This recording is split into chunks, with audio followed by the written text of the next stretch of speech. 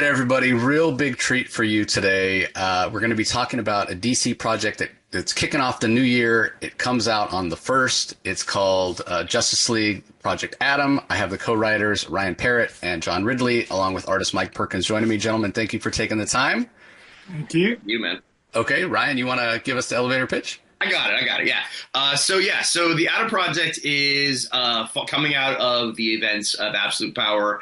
There, some of the superheroes of the DC universe have lost their powers, or those powers have been switched to other people. So the Justice League brings together the Adam Project, composed of Ray Palmer and Ryan Choi, to try and find a way to put the pieces to fix that problem and put the pieces back give everybody back their powers and whatnot, and figure out why this is happening. But in the middle of that, and the central figure of that is Captain Adam, whose powers are gone. So they're using him as sort of the test or the guinea pig to try and figure out a way to do it. And that leads to a complicated story that takes place in two different timelines, watching as we discover just what the consequences of absolute power are, and if Ray and Ryan will be able to actually put things back together.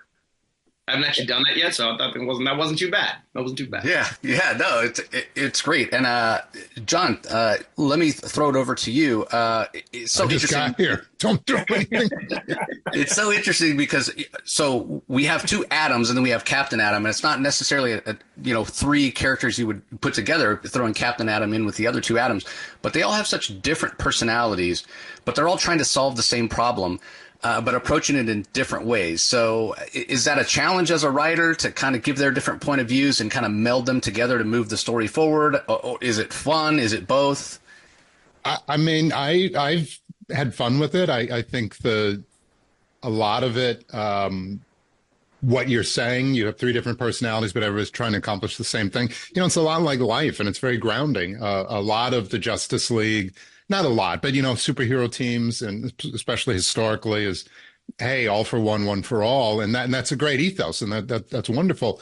I think, and this isn't just what we're doing, it's just modern storytelling, is how do you go to work and you got 1,000 personalities that go on a set. There's 100 interesting, weird, wonderful people, and you got to corral those folks. So yeah, to me, it's fun because the more they're individualized, the more hopefully readers, whether they're coming to these characters relatively for the first time, whether they're people who've been in around the DC universe and fans for a long time, but the Adams are just, the one gets big and small, and one's got all kinds of powers. What are his powers?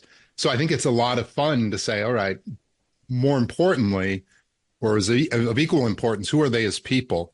And how does that really affect the story? And how does that make it unique so that if you had any other Trinity in there, it would be a different story? And I think that's the most important thing, is not just they're good characters, but they're really singular. And it's not, this line could go to any character. This line has to be Ray's.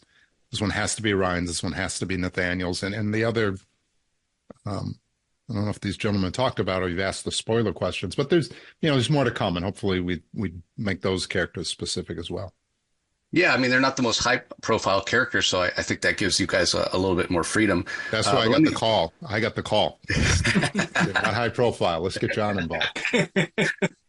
From your perspective, Mike, a lot of the stuff you do is very grounded.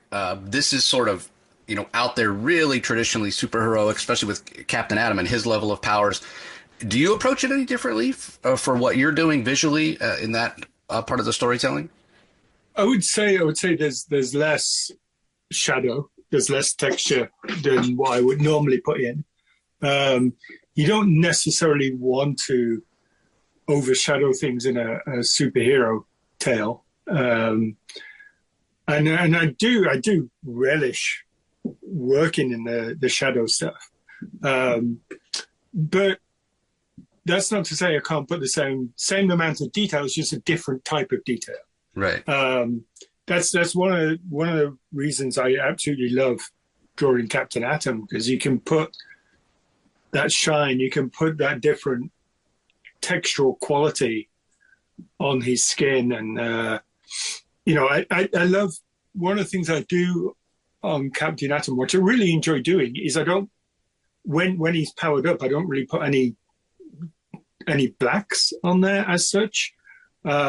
It's line work, but usually where the shadow will go, it's generally a loose wash of where it's going. So I'm actually really enjoying that, because that kind of shows the different contour, the texture, the shine of his body in a way. Story-wise, it's it's keep it open, keep it clear, keep it clean. And again, going back to the different character beats, make sure you show the different body language of each character as well. Yeah, I mean, you mentioned it, Ryan, two different timelines, and the relationship between the three is very different in the two timelines. We don't want to spoil everybody, but it seems to be going in an interesting direction. And that really fascinates me in terms of Captain Adam, because he's a character that hasn't really been fully fleshed out since the New 52. Again, we don't want to spoil, but is that something that perhaps at the end of this, we're going to get more of an idea of who Captain Adam is in the current, all-in era of DC? Yeah, I think just by the nature of the story, it has to be. My background with the character was mostly from, I remember my first time I read him was in Batman, Superman, Public Enemies, where he kind of comes in when Lex brings him and Shazam in to deal with Batman and Superman. And so I was just like, who's this shiny big dude that's like making Superman sort of take a step back? And I thought that was really cool. And so, but then when we, when John and I started talking about it, everything, and he basically was like, I think Captain Adam is sort of the heart of the story and sort of the personification of all of the big ideas that we're playing with.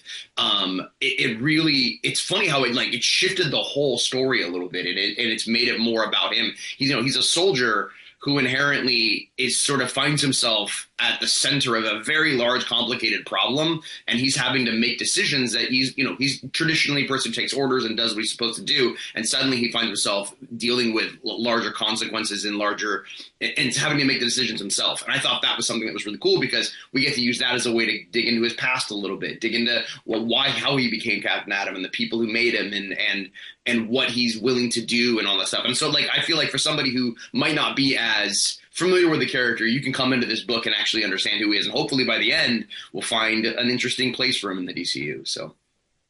What about you, John? You mentioned making sure that their voices are all unique. How do you discover those voices? Were these characters that you were familiar with? Is there one that speaks to you more? Is there one that's more of a challenge, that sort of thing?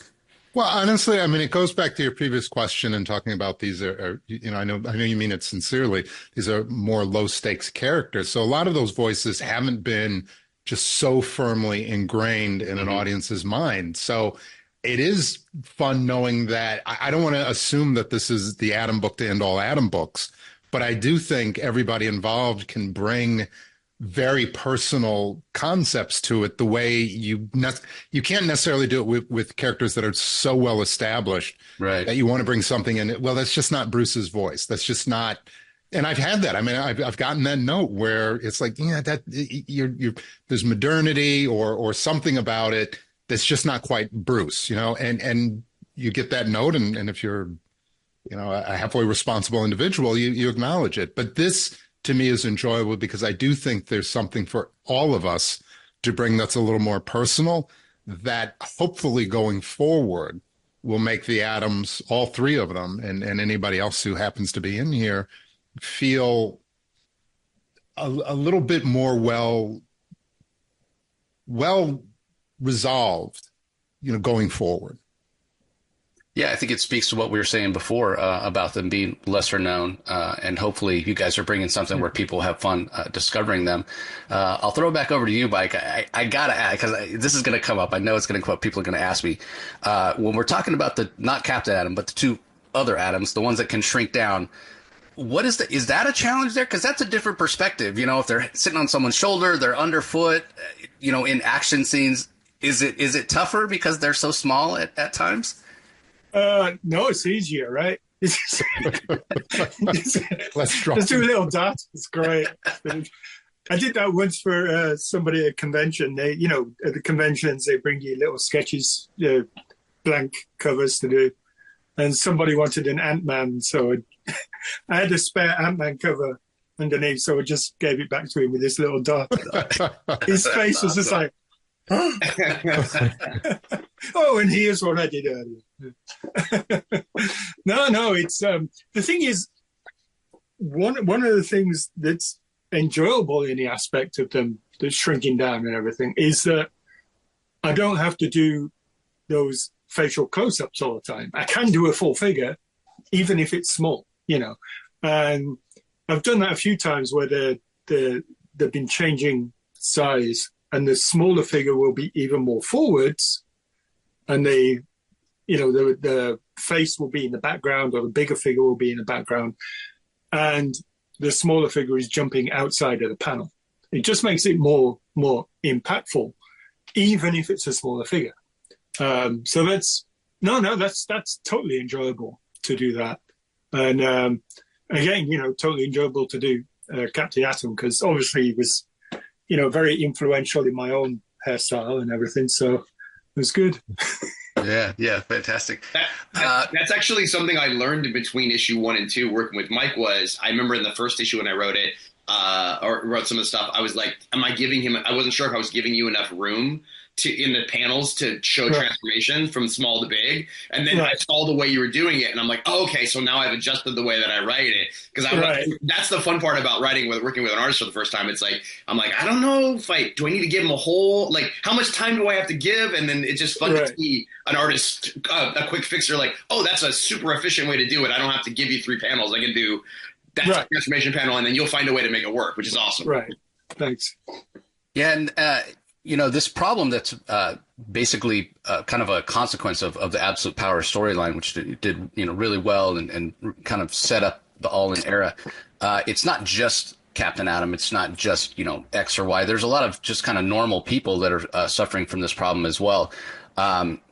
I'll ask you, Ryan, is this a way, kind of we meet a couple of them in the first issue. Is it a way to kind of ground it and bring it home and show us what the consequences are, to give us those kind of everyday people?